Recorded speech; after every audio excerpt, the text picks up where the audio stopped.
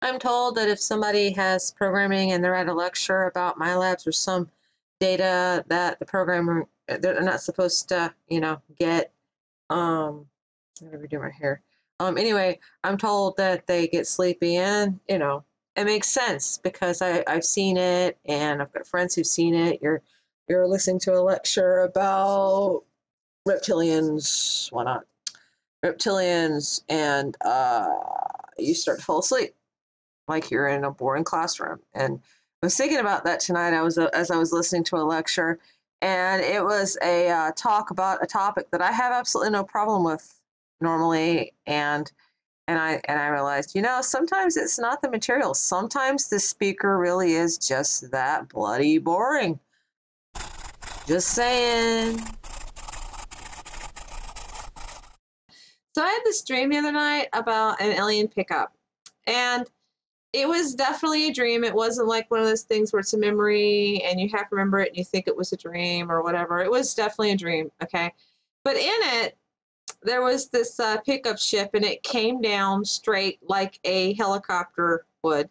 It was silent, and it just kind of scooped me up, right? It was a very silly dream. Like, it scooped me up, and I got out running for my life, and then realized maybe I jumped out wrong, so I ran back to do it again. I think drilling running for my life so much is sunk in a bit too deep. um, but when I got inside this capture pod, there were controls, and there was this one control that is in all of my memories, and always when I remember something, and in my dreams as well. So I know it's a memory, and I need to draw it sometime because it has to do with this is a control that has to do with splitting this time and space continuum in order to travel in the pod. And you can use it to do a certain degree of time travel. I don't really completely remember and or understand it, but anyway, in the dream, the everything inside the pod was fake. It was a molded plastic garbage can type Rubbermaid pod, and everything was decals. And talking about this to a friend of mine lent me to some actual memories I have of things that I saw when I became aware during exercises. And this topic and this knowledge leads me to the Black Project budget. Now, the Black Project budget is, they say it's funneling a lot of money, and it is, most likely. There's a lot of money that's unaccountable for, but then again, there's a lot of politicians that seem to be making more money than they're reported in the public stuff. There are a lot of black projects, and nickel and diming adds up a lot. And in my case, at least, and in more places than one, because I've been aware in more parts of the country than just where I'm at. I've been aware in New York State. I have been aware in Louisiana. I have been aware in Florida and Georgia. And it's always the same thing. There are a lot of things showing a sincerely cut budget.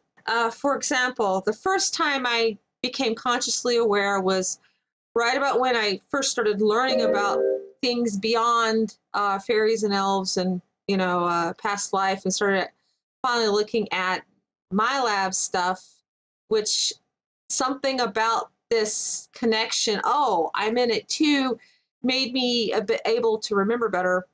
And I was aware during an exercise in which we were on a bus traveling. We weren't really, it was a bunch of buckets and cardboard boxes arranged, and we were pretending to be on the bus like little children. And out the quote unquote window, there were cardboard TV boxes and refrigerator boxes with very cartoony looking city buildings, and we were supposedly in the country riding to the city to get to our destination, and the buildings were supposed to be the buildings in the distance. And at first I was fooled and actually saw them as you would, in the hypnosis spell. But then I became aware, and I saw that they were really badly done. They almost looked crayon. And that's the first time I became aware, wait a minute, there's something not right here. There was another time I became aware at an exercise, and actually I'm pretty sure for that one I was at the heart facility because I hadn't seen HARP yet. I kind of was hearing about it because everybody was blaming HARP for everything from birth defects to menstrual problems. And I was at this exercise, and the point of the exercise was I was one of the elite of this government regime, and I was below this person, and there were people who were quote unquote homeless, and it was supposed to be this post-apocalyptic scenario. And I was actually going back and forth to the quote unquote wannabe rebels, trying to negotiate and help them. But there was this thing where we were enacting like a ritual around our quote unquote leader. And that's about when I started to become a bit more aware of things, because something about enacting this threw me out of my abilities to suspend belief. And I noticed, one, that we were wearing cast off old things that were supposed to act as a uniform in our head, like old caps. Somebody was wearing like a 2 generations old shirt from a uniform. And there were doctors outside the room wearing white coats. And there was this little girl there, and she was in on the exercise. And children, well, during the exercises have this thing, and I remember doing this a lot. They'll be going along, interacting with whatever, oh, it's a talking bear. And then in the middle of a sentence or whatever, they'll just kind of boom, like a narcoleptic, fall asleep. It's just something about children that they go through this in the program. I did it a lot. I couldn't understand it. And then as I got closer to puberty, it stopped.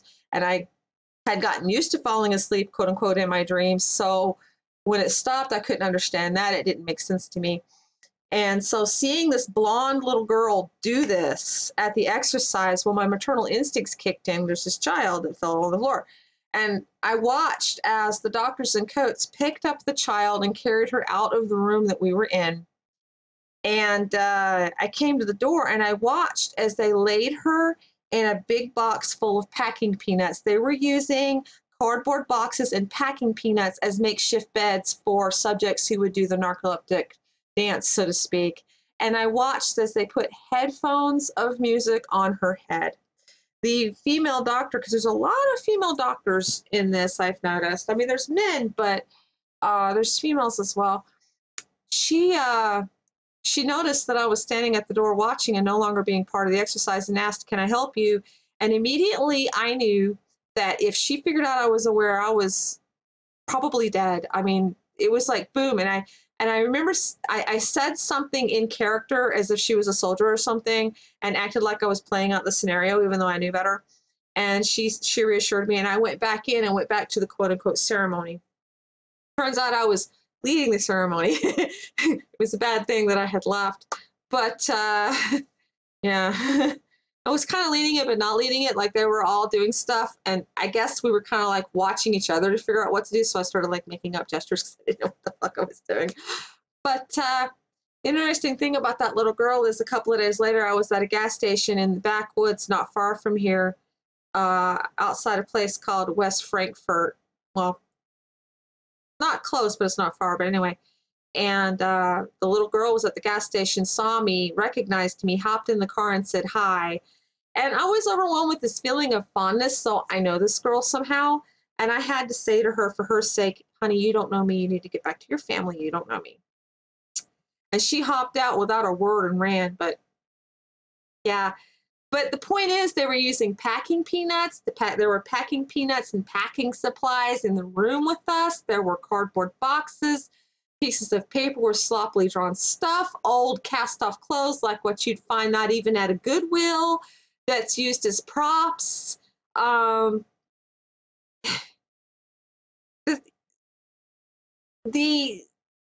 least in what I'm doing, the budget isn't all that, because they're using Rubbermaid garbage cans to quote unquote simulate an alien abduction and scoop us up. They use a van to drive around and pick people up. Well, I get a helicopter sometimes, but anyway, they use a van mostly. And yeah, this is just some food for thought and some things that I've long been noticing. And it's another thing that I noticed that no one talks about. They're like, well, I did all these fabulous things, and no one ever stops to consider how are they, they're practically on a shoestring budget for some of this. And one, wow, either the program's just that big to be on a shoestring budget and yet be sucking up that much money, or two, where else is the money going?